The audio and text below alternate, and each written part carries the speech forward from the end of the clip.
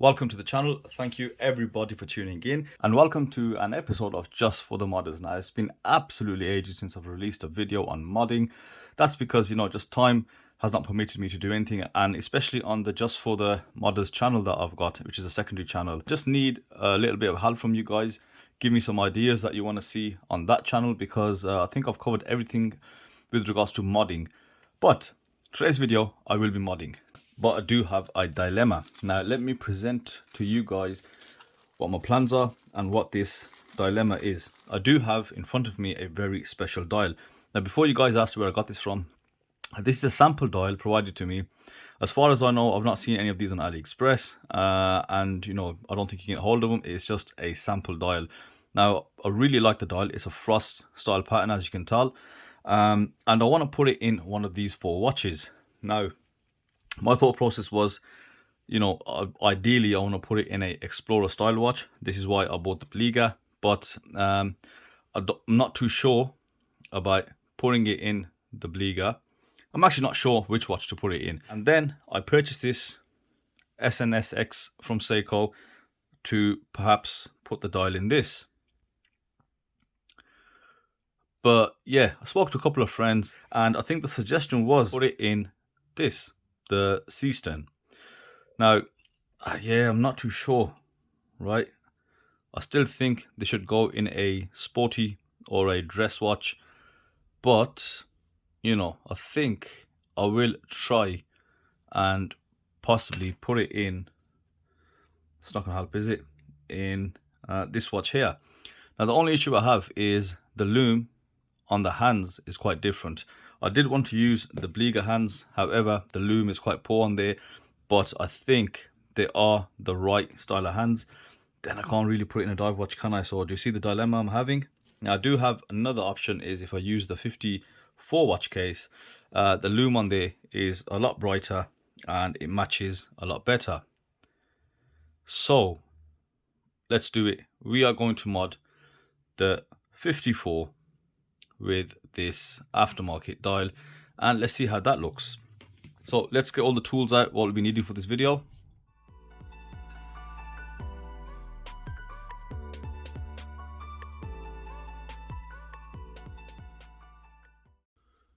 Okay, so we are ready to go. Yeah, it's a pretty straightforward modding video. It's just a dial swap, so nothing too complicated.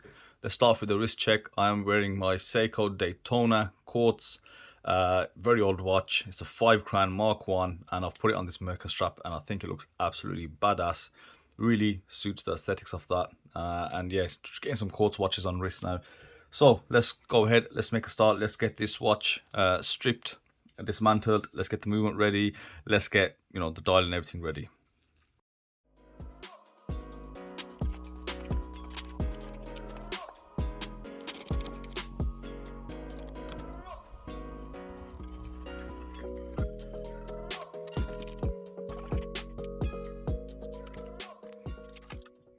.54 watch, 62 mass Homage, does have a plastic movement spacer, which you need to remove.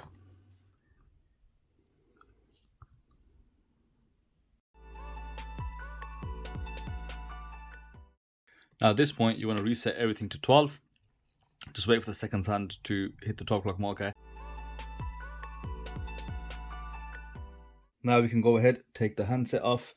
Now for that, I recommend just a bit of plastic to protect everything. I find these hand pullers are the best. Little fiddly, but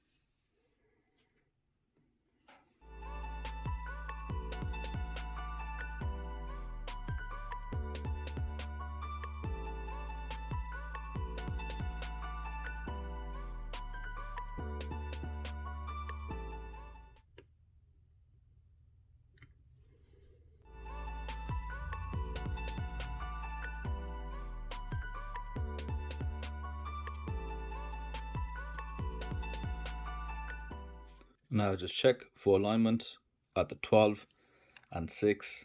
Some people check alignment all day around, but I think 12 and 6 is a very good indication.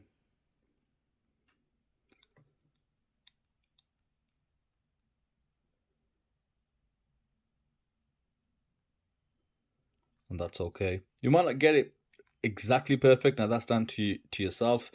If that's something that you want to get just perfectly right, but for the most part, I'm happy as long as it's the best I can get it.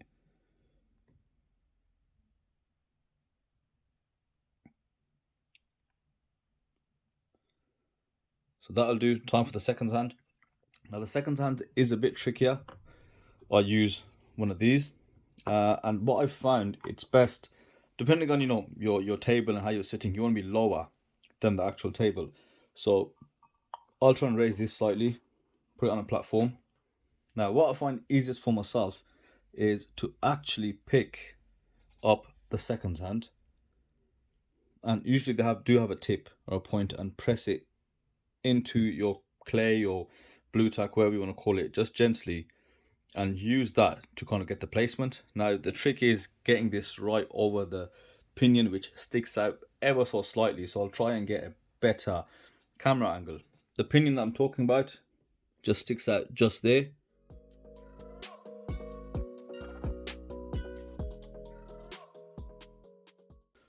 So a good way to find out that you have got it seated on properly is to give it a slight nudge, and it shouldn't move freely. Now's the time to check the level of the hands to make sure they're all clear of each other, which they clearly are. So that's good. Now, at this point, this is where you want to do your cleanup. Now, I'm quite fortunate with this style. As you can see, there's a lot of texture present. Also, the handset, one of the reasons I went for them is, they're not polished, they're fully brushed.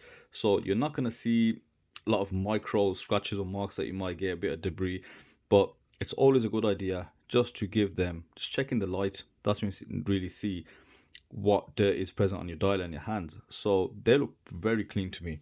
What I will do though, just get your air out, your little pump, and just take off any dust that might be on there. And what you would use a bit of your clay is to wipe off any smudges, any stubborn debris that's stuck to the polished edges, and then just lightly, very gently wipe that off. And I'm quite fortunate today, there's no dust particles present, no smudges to the hands, and I think one of the things that does help is placing them on really soft surfaces. As you saw, I used a cloth, but I think I can see something here.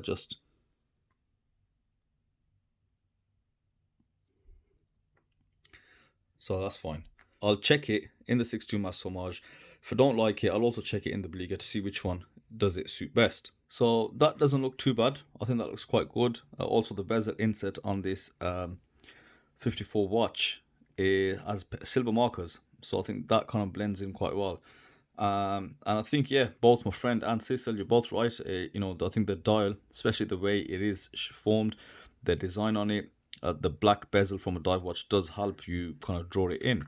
So I just want to test it on the Beleaguer to see how that case would suit it before I fully commit.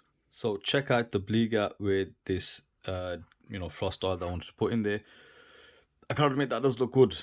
Only thing putting me off is I don't like the thickness of the case. I think the San Martin Explorer style case, the 37mm, would be actually a much better solution for this. But anyhow, we'll go ahead and put it into the 54 watch 6.2 Mass Homage. But that does look quite good. Yeah, it is a bit tricky, right? Because you can have quite a bit of movement, so you have to be careful when you do the flip, and you obviously insert the crown before you put the movement in there, before you put the movement holder. You can do either or. You can also put the movement holder in first, and that kind of keeps everything stable when you insert the crown. Now, just a point to make on there, the 62 Mass Homage by Seestern, you don't need a movement holder in there. That's made a lot better. That just slots right in there. Now, if you try and insert the crown, you're going to end up pushing it further away.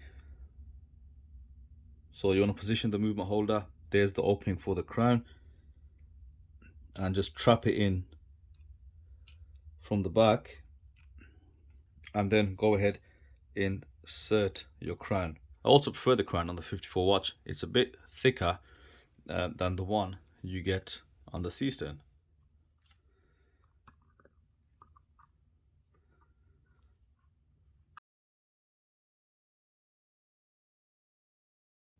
So here we go. It's in the watch case. Now there's quite a bit of distortion around the edges. The rehaut area is kind of high. Now I'm looking at the Seestern, much slimmer rehaut, so I think it's a lot easier just to replace, you know, the whole movement and dial and handset together. So let's give that a go.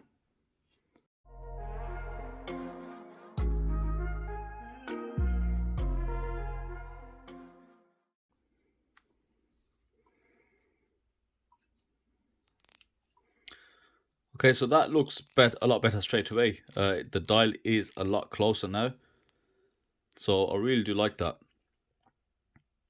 So I guess we have it. We have a winner. So yeah, I mean, ultimately, I don't think I'm fully happy with it. I still think I might put it in a different watch case if I get a better watch case into hand. But yeah, we're gonna go ahead, clean this up, and just put it on a bracelet and see how that looks. So here we have it. What do we think? I must say, I'm still not 100% convinced that this dial is right for the watch, but it does look good, I must say. I love this frost texture, and I've got it on an aftermarket BOR bracelet. The bracelet, again, it was a sample given to me by somebody. You know, these are not available as far as I know on Aliexpress. The links are quite thick. I would have preferred these to be just a bit thinner, just to suit the overall profile of the watch. As you can see, I think the bracelet is just a bit too heavy for the watch. That looks good.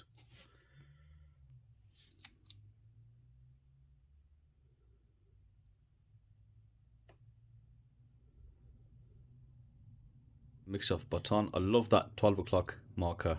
I think that's what done it for me. And I'm really happy to see the loom is near enough a perfect match. For me, it's all about being uniform. But I would have liked to have those silver textured markers that are present on the 54 watch version. I think that would have set it off. It's all in the details, the very, very small details. Here's the watch on wrist. But for me, I'd say there's nothing better than a good old-fashioned tropical style strap on this watch, and I think it just looks a lot better. It is on the waffle strap on wrist, and I think that does it for me. So let me know, guys, your thoughts on the mod below in the comments. If you think there's a better watch I can put this dial in, bear in mind it is a 28.5mm dial, then please make that recommendation. Now also, just for the modders, the channel that I have, if you have any ideas, anything you want me to look at, and just concentrate on Seiko movements, please. I don't know much about other movements.